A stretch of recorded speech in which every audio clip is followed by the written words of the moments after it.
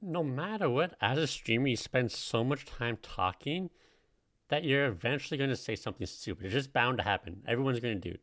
But some people take it to like a whole nother level. If you don't know, xQc and Adept seem to have broken up, and there's whole kinds of drama. And like, it was hard finding clips this week that didn't deal with it because live streams fails were just like completely full of like every little thing they said about each other, everything about xQc's new like girlfriend who's not a girlfriend, and all this.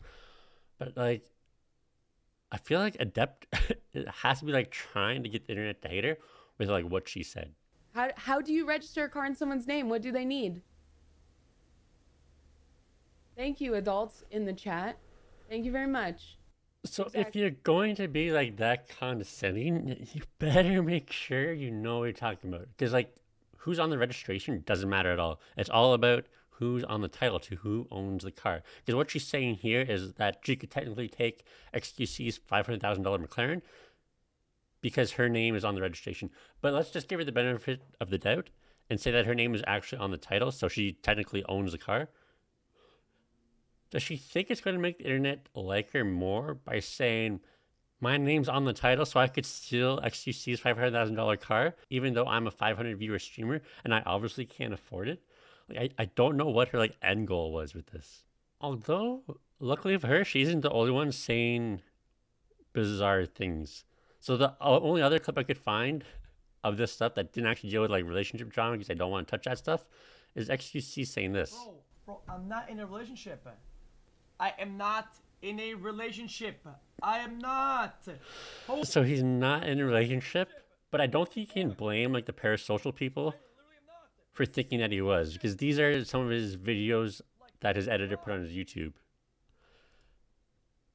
So like, you can't really complain people for thinking it, but at the end of the day, you really shouldn't care either way. Because like, it seems like oh my god, how am I going to mess up his name? Rahul Kohli and Alana Pierce are dating, and like, I watch Alana Pierce, so like my reaction to this is like, okay, cool. Like, can she maybe just do a podcast with him now? Because he's actually just a pretty funny dude. Anything else is irrelevant to my life. Just as long as it keeps bringing the good content for me, I don't care. But speaking of relationships, I think this clip perfectly explains like how all of my relationships go. Oh! What the oh! She tore her shirt off! Oh, her titties are out, and she pulled my heart out. Sounds about right. But steering clear of all the relationship stuff, this guy's been doing like a subathon for months, and he was like the guy that was like complaining how people weren't paying, because like, it's better to pay now because there's a discount on subs, so I'm actually trying to save you money. I'm not begging for subs. And this happens at his end of the subathon. 2, 1. That's a processing error. I'll let that slide because it was 10. Like, seriously, guys, I'm not happy with that. I'm not happy with that. You guys see? This is your last chance. The timer hit 0, dude. Like, just end your stream. It's been a good like couple of months. Like, I think subathons are kind of scummy to begin with. It kind of is like taking advantage of the parasocial relationships to the max. But to not end the stream when it hits 0, like, come on, dude. You had a good run. But speaking of good runs, it seems like this run is coming to an end as well, unfortunately. Chat, little do you know, I've been crying all afternoon because I'm so sad about Wine About It. Sucks. But don't worry, guys. I will definitely make another friend and start a podcast, and it'll be just as successful, totally, for sure. Definitely, don't worry.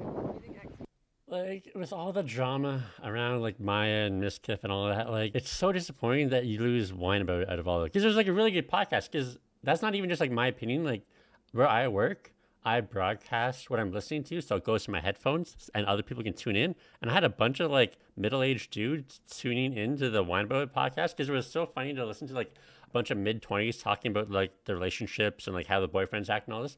Because it was just like a bunch of guys going like, oh yeah, like nothing has changed. And then we get to point and laugh like at all the young guys making the same mistakes that we made all those years ago. And this is a little different, but like, how does this even happen? Like, was everybody involved just a bunch of NPCs from video games where they just stand around waiting for people to take their turns and just go 1v1? Like, how could 35 people not just gang up on them? this is like one of those. How many 10-year-olds could you beat up at once? Like, did he just fly to Germany and beat the shit out of a bunch of like 10-year-old kids?